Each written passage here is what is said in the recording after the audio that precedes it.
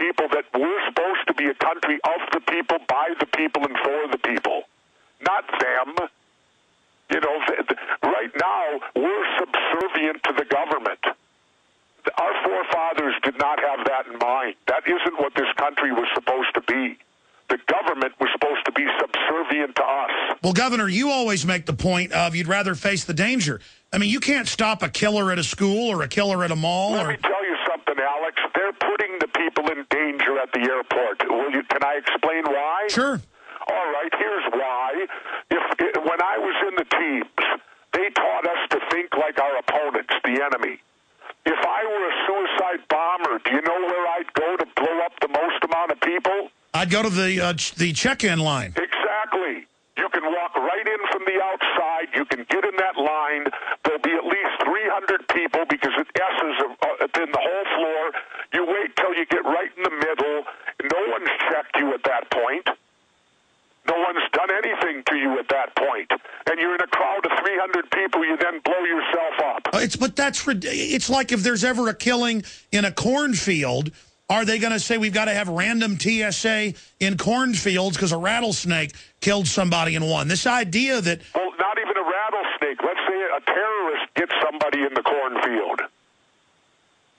Yeah, so now every cornfield in the country has to have TSA. Yeah, has to, and you got to be frisked before you're allowed to go out into the cornfield. You know, the point, and it begs the bigger question, Alex, which is this, and this is the part of my court case that begs the bigger question. Why is it the government's job to provide security for the airlines when the airlines are private sector businesses? I agree with you. Well, why not have the airlines provide their own security? That way, you as a customer, like myself, up here, it's Delta. Delta bought out Northwest. 90% if I fly, my flights are going to be Delta. I could have a relationship, Governor Jesse Ventura, with Delta Airlines. I could walk out to the airport, show them my passport, and they wouldn't have to search me at all. Because they, as a private sector business, would know, gee, Jesse Ventura's been flying for 30 years. Exactly. Jesse Ventura poses no threat. Put him on the plane. Well, it's about being guilty until proven innocent. It's this idea that we're going to put our hands on you. We're going to take blood at checkpoints without warrants under federal grants. We're going to have the federal government everywhere. Alex, I'll tell you what I see next. Here's what I see next. They're going to use illegal immigration to get us issued national ID cards. I agree. Ron Paul's talked about that. Oh, yeah. And then what's going to happen, each state is going to say, well, we don't want these illegal immigrants in our state, so we're going to have checkpoints on all the highways that lead out into our state where you're going to have to show your national ID in which to come into our state. No, I agree. It's dangerous. Which totally violates the Constitution. And if we, the people, get sucked in on this one, and if people sit back and say, oh, yeah, keep me safe. I mean, aren't they listening to Ben Franklin? When Ben Franklin said the famous quote, those that give up liberty for security shall have and deserve neither. Well, Governor, look at Mexico. They've got checkpoints down there, and they've got 40,000 dead in the last 3 years. Checkpoints. That's right, and I go through those checkpoints all the time down there. Yeah, checkpoints do not keep you safe. No. Because what do you think? The criminal's going to go through the checkpoint? No. Christ. I mean, it's so stupid. Well, the drug cartels just attack the checkpoints. Now, we're running out of... It's like, Alex, at the airports. To get on the tarmac, all you got to do is have a slide-through card. You know, like a credit card? You just slide it through a thing and you're out on the tarmac. Well, listen, I certainly don't have the money for a private jet, but I've got friends who've got private jets.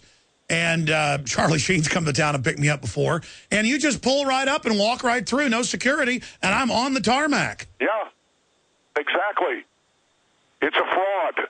It is a total fraud. Now, listen. The whole thing is a total fraud. People better start waking up to it and stop sitting out there saying, oh, keep me safe. Protect me at the airports. Wow, Jesse, so much good info we've talked about, so much common sense. What about Ron Paul? You know, I asked you on the phone, I said, Governor, are you going to run for president? Tell folks what you said. Well, first of all, if Ron Paul would quit the damn Republican Party and run as a libertarian, that's what he is. He's not a Republican, he's a libertarian. The Libertarians have ballot access in all 50 states. Ron Paul could be the Libertarians' candidate for president. That's what needs to happen. Let's elect a president that isn't a Democrat or Republican. Then Ron Paul takes me as his running mate. Why? Because I'm the best insurance policy he could ever have. There ain't nobody going to kill Ron Paul and let Jesse Ventura in there.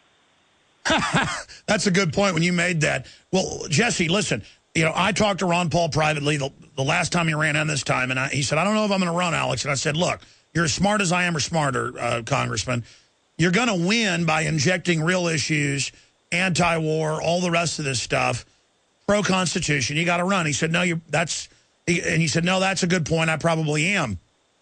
I am telling Ron Paul here on air, and I'm saying it to Ron Paul listeners and supporters to let him know this. And I know it's already been run past him. He has said he'll only run using the Republican machinery because he has a real shot at winning. But if he doesn't win the Republican primary, if he runs as the Libertarian candidate, he will get the nomination. He'll get a strong showing. He could get double digits and be in the pole position like Ross Perot was before Bush threatened him and he dropped out. And Ron Paul does have a chance to win, and you could join the ticket, or you could be part of the cabinet if he offered it. But regardless, then he'd be in the main election challenging Obama and Mitt Romney or whoever else is there. I'm drafting Ron Paul. He must run as a Libertarian if he loses the Republican primary. I agree. I agree wholeheartedly with that. And I'm telling you, if Ron Paul took me as a running mate, we wouldn't just do well, Alex. We could win. I know. People love you. That right from me, because I never enter races with the thought of just doing well. Jesse Ventura doesn't do things just to do them well. Jesse Ventura does things to win, to be the best. I didn't join the underwater demolition SEAL team, the most elite unit in the U.S. military, just to do something well. No, I understand. I did it because I like being the best. But my point... And Ron Paul can win. It's out there. All you've got to do is activate and get the silent voters out to vote. Yeah, that 30, 40, 50% that calls themselves independent sitting out there. On the 50% that don't vote. Yes. You have to give them a reason to see their vote work. It would create incredible excitement. It would create unbelievable excitement if Ron Paul and I ran as the Libertarian ticket. Well, Ron Paul's a great guy. He's got a lot of great people around him. He also has some mainline kind of Republican people So you're reaching out to Ron Paul right now? No, I'm just saying I would be his best choice because I'd be a great insurance policy, Alex. Yes, sir. They're not going to do anything to him, and that would put me in charge. I think they're far better off with Ron Paul than they are Jesse Ventura as far as somebody who, would cause them major problems. Well, just incredible information, Gov. But I want to be clear where I stand from. I don't do this radio show because I think we'll do well. I know we're going to beat tyranny. We don't have a choice. I was just being clear that by competing, by being involved, by going all the way and staying in the election all the way through, even as an independent, you win just by being involved and injecting real ideas. To use a sports analogy, you go to the playoffs. Sure, he can win the Super Bowl as well. Obviously, play to win. I'm just saying you win by competing. You never win if you don't. Absolutely. And maybe what you do, Alex, if you don't win this time, you lay the groundwork for the next guy to win. Exactly. No, I understand that. It's a process that takes a while. I could never been governor of Minnesota without the runs that Dean Barkley did before me. Because Dean Barkley was the man that got my party major party status in the state of Minnesota. Yes. And it took Dean Barkley to do that first before I ever would have had. If Dean hadn't have done that, there's no way that I would have won governor because I wouldn't have had major party status and I wouldn't have been included in the debates. Exactly. There are trailblazers that come before us, and then each of us is a trailblazer for the next. Precisely. So that's what needs to happen. Ron Paul needs to quit the Republican Party, get the nomination of the Libertarian Party, but but he's got to. It can't be it has to be the libertarian small L. Well, I did hear a little bird that may be why. In fact, there's no maybe about it. He is probably. I'm not going to say anything. Ron Paul is looking at what you're saying. I know that. Okay. Well, I hope so. I really hope so, because Ron has the power, and I think if the two of us, and I guarantee you that as I walk around today, you can't believe all the people that come up to me and ask me to run for president. Well, I want to talk more about that, but let me just tell you, Ron Paul's announced he's not running again for the House, so he'll be out in a year regardless. And the word is he is positioning to say when he quits the Republican Party that, hey, I'm serving out my term, I'm done, I'm leaving the party, and that he'd have to do that because he probably couldn't win that House seat later without the Republican engine, and that it is positioning for that. So I know Paul's looking at it. We need to make sure he knows he doesn't have a choice. Destiny and history has drafted him. And as you said, Governor, a lot of people, look, I know you personally. I know you behind the scenes. You are the real McCoy. That's why I admire you. You are a real person. You believe in what you believe in, and that's the end of it. You're not some puppet on a string. Neither is Ron Paul. And Dennis Kucinich is a great guy, but he's not as libertarian as you guys are. And he said he might put Kucinich in his cabinet. Would you look at being in a Ron Paul cabinet if he won? I don't know. You know, it would depend on could I leave the Baja. In fact, Alex, if I was his VP guy, could we move the VP down to the Baja? No, because, I mean, the president and VP can't be together anyway, right?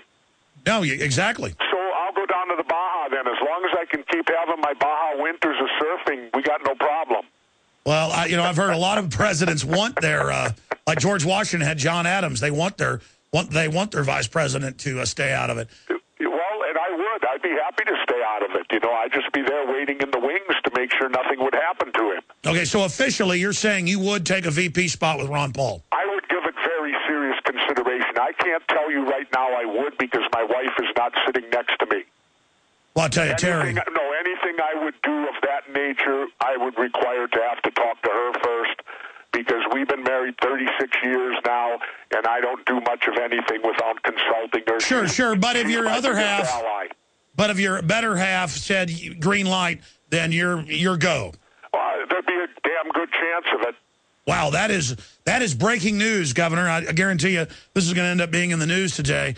Well, amazing. We've only got about a minute and a half left. I hope folks get the books. Briefly, tell us about when the TV show's coming back and about new books in the wings. Well, Dick and I are working on another book that hopefully will be out right before the elections, because it'll be a timely book dealing with the elections. And the TV show, we're in the middle of production, as I said, right now. Unfortunately, we had this tragedy happen a couple days ago, which we're looking into, of course, and we will probably cover it with the TV show because it was part of it. And when we go on the air, I'm not really sure. I'm estimating that we'll be. I'm officially to be done by December, the first part of December, the very first couple days of December. And so I would figure editing. I just with a ballpark guess, I would say the 8 episodes will probably start in January, but don't quote me, because that's the network's call, not mine. And they could start them sooner, they could start them later. I'm not privy to that information, but there will be 8 more shows. Very exciting, Governor. We're out of time. Okay, thanks, Alex. We'll talk again. You are listening to GCN. Visit GCNlive.com today. A very wealthy U.S. citizen is predicting that in 2011, we will witness the most important day in America in more than 50 years. He says it will change everything about our